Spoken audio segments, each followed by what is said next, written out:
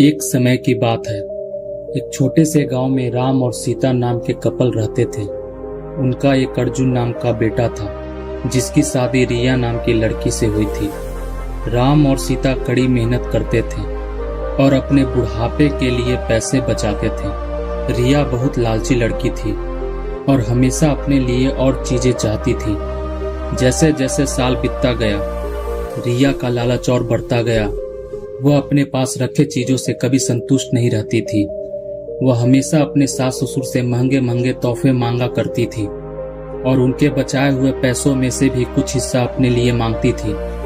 राम और सीता बहुत ही अच्छे पेरेंट्स थे, इसलिए उनकी सारी जरूरतों को पूरा करते थे ताकि परिवार में शांति बनी रहे। वह अपने पति अर्जुन के ऊपर भी दबाव डालती थी कि वह अपने माँ बाप से पैसे और संपत्ति मांगे।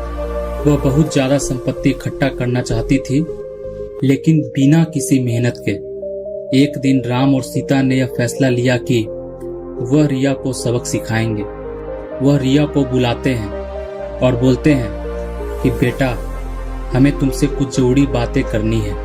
हमने यह फैसला लिया है कि हम अपनी जायदाद का कुछ हिस्सा अपने बच्चों में बांटेंगे और उसका कुछ हिस्सा तुम्हें भी देना चाहते हैं। रिया खुशी से झूम उठती है, क्योंकि वह हमेशा से यही चाहती थी। लेकिन राम और सीता के मन में कुछ और ही चल रहा था। उन्होंने एक पत्थर से भरा हुआ बैग उसे दे दिया और बोला, बेटी, यह तुम्हारे हिस्से की संपत्ति है। रिया उस बैग को देखकर गुस्सा हो गई। उसने उस पत्थर से भरे हुए बैग को जमीन पर फेंका और जोर से चिल्लाते हुए बोली कि मेरी मजाक उड़ाने की तुम्हारी हिम्मत कैसे हुई? मुझे पैसा चाहिए, ये पत्थर नहीं। राम और सीता ने शांत तरीके से उसे समझाया और बोले, रिया, सच्ची संपत्ति सिर्फ पैसे और चीजों के बारे में नहीं है। यह प्यार है, दया और जो कुछ भी तुम्हारे पास है उसके लिए आभारी होने के बारे में है। हमने हमेशा तुमसे प्यार किया है और तुम्हारी देखभाल की है, और यह पैसों से भी अधिक कीमती है।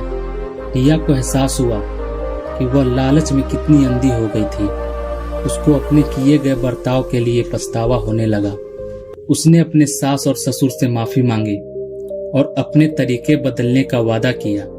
उस दिन के बाद से उसमें बदलाव आया और वह एक अच्छी बहू बन गई। रिया के बदलाव की बातें पूरी गांव में फैल गई और सभी ने एक बेहतर इंसान बनने के लिए उसकी प्रशंसा की। रिया अपने परिवार का ख्याल रखते हुए और उनके बीच मिले प्यार के लिए आभारी होकर हमेशा खुश रहने लगी। सच्चा धन प्यार, दया और जो हमारे पास है उसके लिए आभारी होने से आता है, न कि हमेशा और अधिक चीजों की चाह रखने से। अगर आपको ये कहानी अच्छी लगी हो तो चैनल को सब्सक्राइब, वीडियो को लाइक और वीडियो को शेयर करें। धन्यवाद।